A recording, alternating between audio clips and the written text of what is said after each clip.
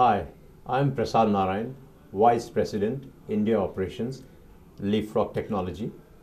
I have with me Chris Sprague, the CEO of our company. Hi Chris, how are you? I am doing great, Prasad. I had a wonderful day in Pune. Awesome. Here I am talking to you, very excited to talk to you. There are three segments in all. Okay.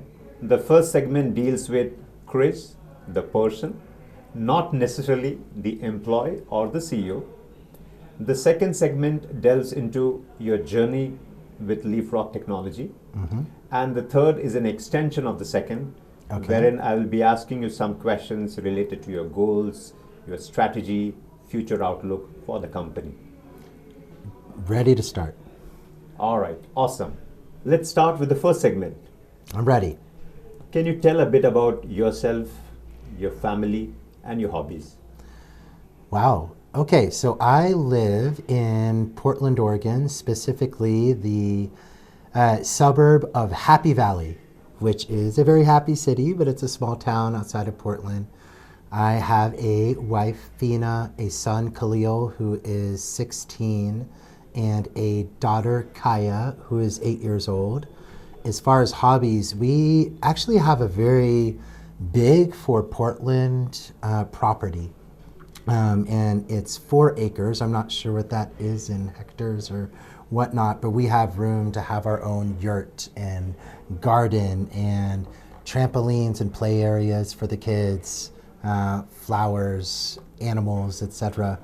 And so I would say one of my hobbies is just helping take care of the property, like feel very blessed to have this nature space and creeks running through. I would say my second guilty pleasure hobby, besides hanging out with kids, is watching people play video games. So as an engineer, I was also a big gamer back in my heyday, and nowadays I just don't have time to play video games. So the way I get my fix is by watching people on Twitch for, let's say, even 15 minutes in a day. And then I feel like, oh, okay, at least I know what the new games are. But yeah, those are my main hobbies. All right, great. While growing up, were you a brat or a good boy? So it depends who you ask when. And I say that because I remember my sister, when I was 7 years old, telling me that I used to be the biggest brat in the world. And I believe her. I was probably a big baby of a baby. But since then, I feel like I've been a pretty good kid and now adult in terms of wanting to be very nice to people, trying to be mindful and generous and that type of thing. I would say my parents raised me very well in that way, but yeah, perhaps there are some differing and correct opinions when I was younger than being able to listen to that advice. All right, great. What's your favorite food? Wow. Well, after today's lunch, maybe Indian is back in front, but it's always back and forth between Indian and Thai.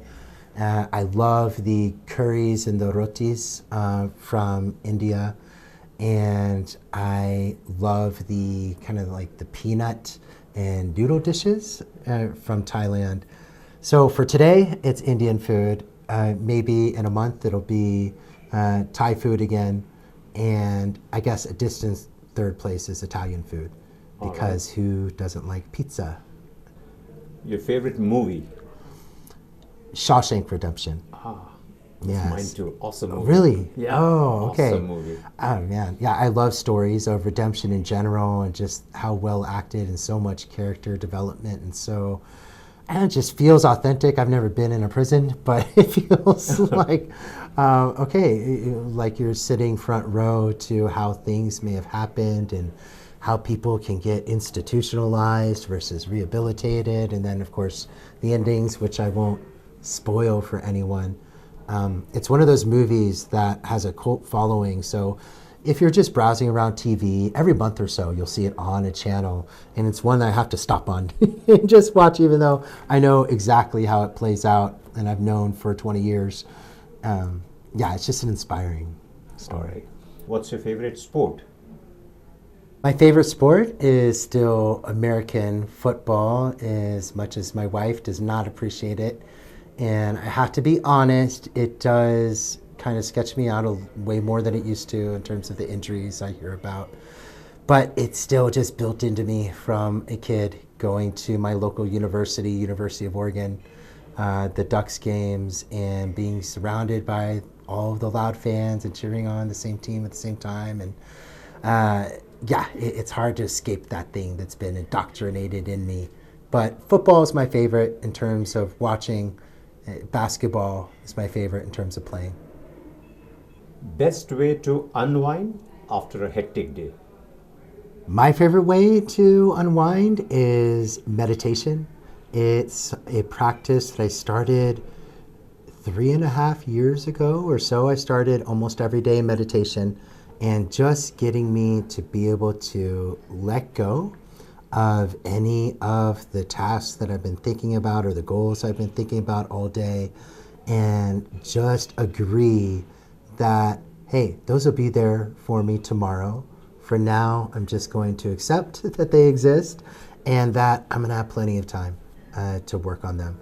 So now is a time to enjoy my family and not to think about those work things. That's a not now. And meditation helps me flip that switch. Awesome. A place you would love to visit for your dream vacation?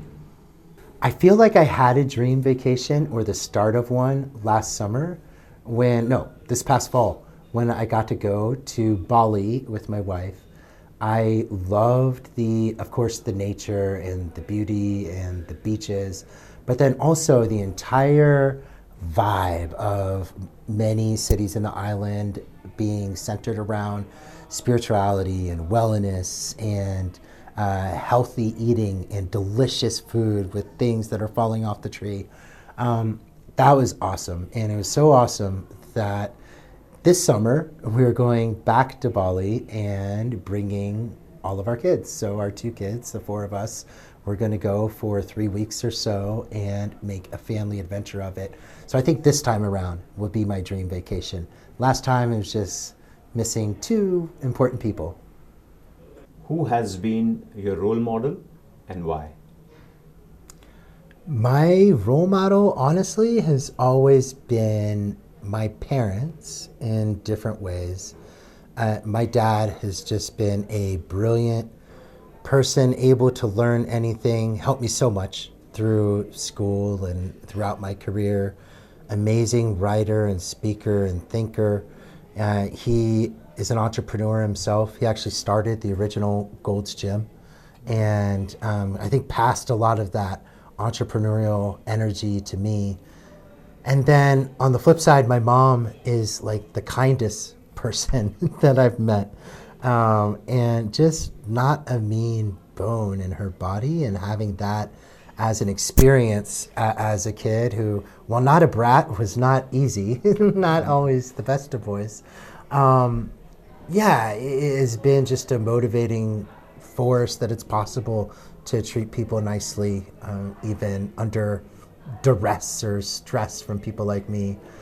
And so that the combination and my role models more for the traits and the patience that they had with me than I could pick so many different tech people out there who are inspiring for their ideas, but as far as what matters, I think character, it's them. And you have been very kind. So now I know from where you have inherited those qualities from.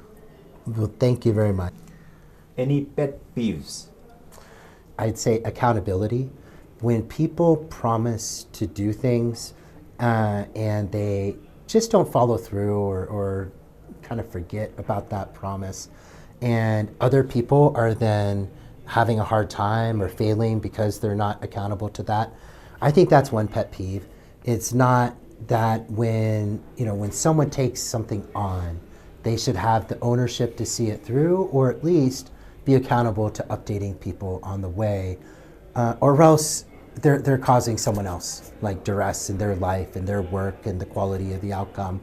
So just being transparent about whether you can be accountable to something and following through with it. One thing leapfroggers may not know about you. Okay. So I am actually a published author. I mentioned that my dad owned the original Gold's Gym. And when I was young, I wanted to be a WWF, now called WWE wrestler, when I grew up.